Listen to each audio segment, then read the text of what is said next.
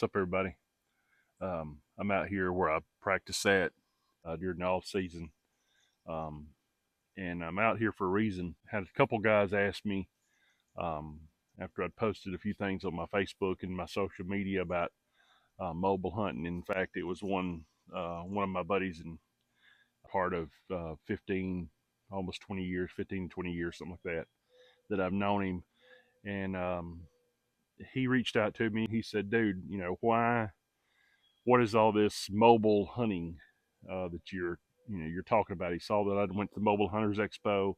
He knew that I was into saddle hunting. He said, "Hey man, why should I? Why are you into this? Like, what's the benefit? Basically, he hunts like a lot of hunters do um, that grew up here in the South, like I did. They grew up hunting a certain way. So he's well versed in hunting, but the mobile hunting aspect is something completely novel to him. How would I ever get into that? That doesn't look like something that I can do. I realized that I was actually a mobile hunter before it became a thing. The difference is I wasn't a mobile hunter bow hunting, and that's where the mobile aspect of it really uh, takes its lead from hunting with a traditional tree stand, like a climber or something like that you see in the South, where you have a lot of straight pine trees and you're hunting pine thickets and things like that, and mixed hardwoods, stuff like that, carrying a climber in your back for years and years and years. That's how I hunted. And so once I got to the tree that I, picked out that morning or had scouted, found a tree to hang in, climb or anything like that, I was glued to that tree. It was such a chore usually with climbers that once I got into that tree, I didn't want to come down. I would stay there and not see deer, half a day. I'd spend half a day or all day sometimes and never climb out of that tree. Instead of getting down, being real quick, being able to move 100 yards, move to a different location, and set up really quickly and quietly, it was a chore. So that's what I told him. I was like, getting away from that climbing stand to have an option, being able to carry this platform. Usually I'm going in with one stick and this is about as high as I hang.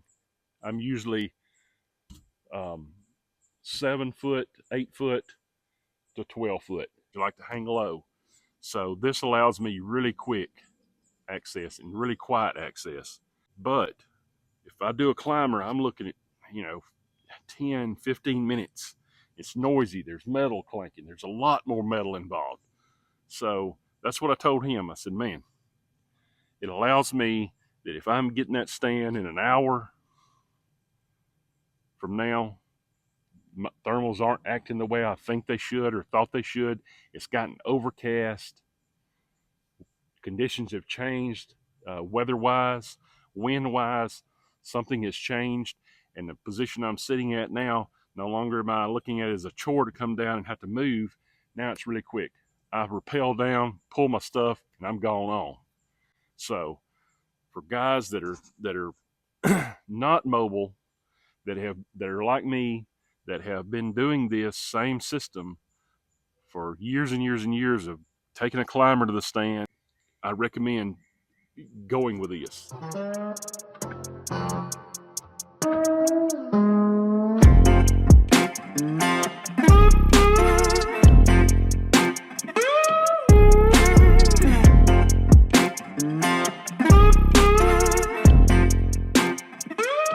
Me, I feel safer in one of these than I do a climber. That was another thing. He's like, I would think that would be too scary for me. This makes I feel way more safe. In this, I'm always attached to the tree. I never feel like I'm gonna fall out of the tree. I can always just rappel right down if I get something gets squirrely. So most of all, it's a safety factor, but as a benefit, I'm much more mobile, and that's what the mobility means. A lot of people think of mobile, and they think, well, I move to this spot one day, I move over here the next, and I move over here the next. That's not the same definition of mobile that this is. This is the ability, mobility wise, to be in one spot. Conditions change, things don't look the way you think they are. Deer are moving, away from you. This gives you the option to get down out of that tree without making a bunch of noise really quickly and move positions. So you guys that are a little bit timid about trying this, again, guys that are used to tree stand hunting, you've been growing up in it, give this a try. Give the mobile hunting, the true mobile hunting, the ability to move spots within a morning, move multiple times within a day. That's what this here gives you. If you're using a big clunky climbing stand, you're limiting yourself. Give one of these a try. Give a mobile setup a try, a saddle. That's why I love that mobile Hunters Expo, because it gave guys the opportunity to go try things out. And so we need more of that. So you need to support these guys. That's one of the biggest drawbacks that I've heard too is I don't know exactly how one of those would feel comfortable. Reach out to somebody that you know has one. That's what I did last year. I had a buddy that had one. I was like, can I try it? Let me see, put it on. Dang, I'm like, yes, this is for me. That's what you got to do. And guys that have them, let other guys try them.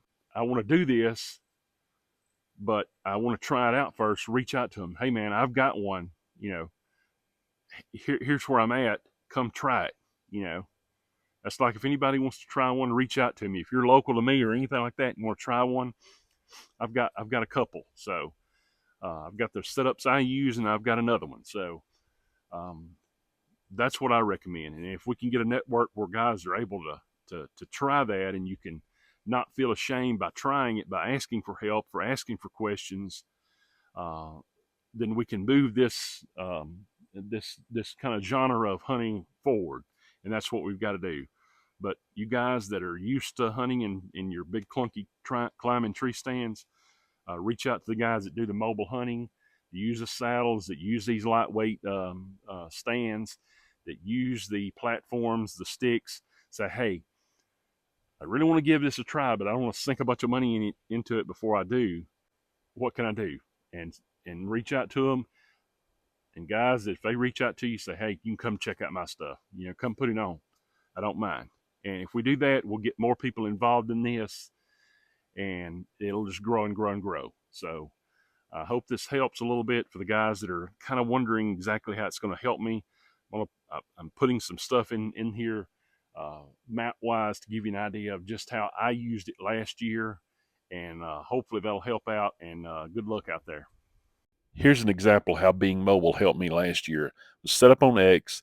The buck was at B1 that morning. I was expecting him to be moving to B2, a second bed.